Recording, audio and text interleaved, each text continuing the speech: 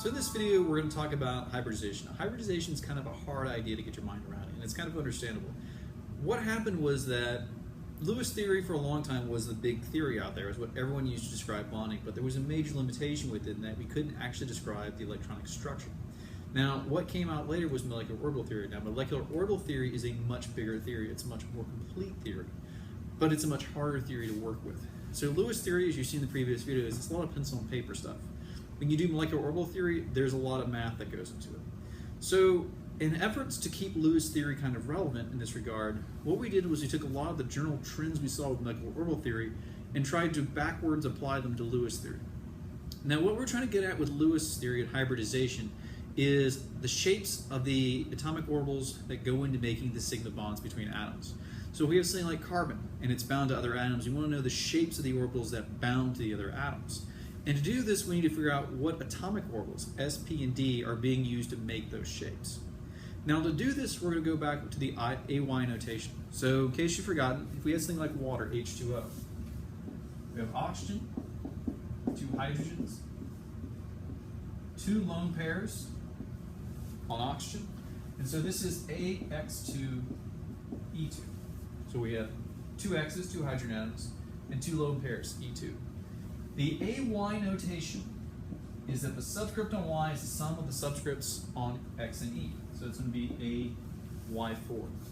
What this tells us is that we need, this 4 tells us that we need 4 atomic orbitals to make up, we're going to use 4 atomic orbitals, average their shapes, and that's going to give us the shapes of the orbitals used by oxygen to fill these lone pairs and create the bonds between oxygen and hydrogen. Now we always start out in the same pattern. We have an S, 3 P's, and 5 D's.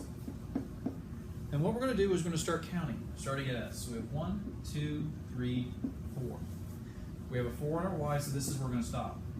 What this tells us is that the shapes of the orbitals holding these lone pairs and forming these bonds between oxygen and hydrogen consist of an average of an S and 3 P orbitals.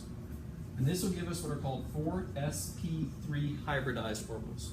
So you've got 1 S here and 3 P's here.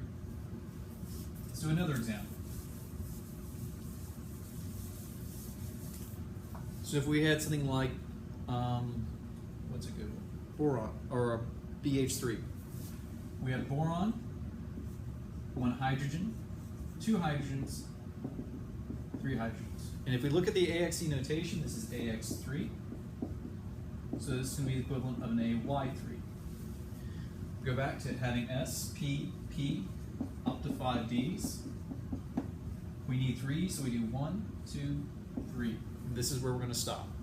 So this tells us that the shape of the orbitals that are forming the bonds between boron and 3 hydrogens consists of 1 S and 2 P orbitals averaged together to give us sp2 hybridized.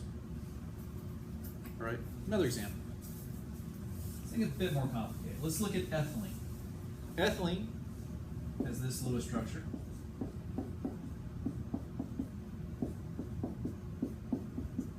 And we're going to look at this carbon. So this carbon has 3 periphery atoms, so it is an AX3.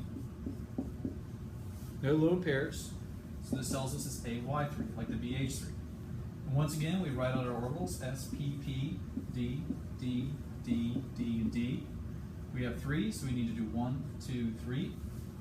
And the orbitals that are used to form the sigma bonds between this carbon and each of the 2 hydrogens in the 1 carbon is an sp2 hybridized orbital. This extra p orbital is what's going to form this pi bond here. So one last example. Let's look at acetylene. 1, 2, 3,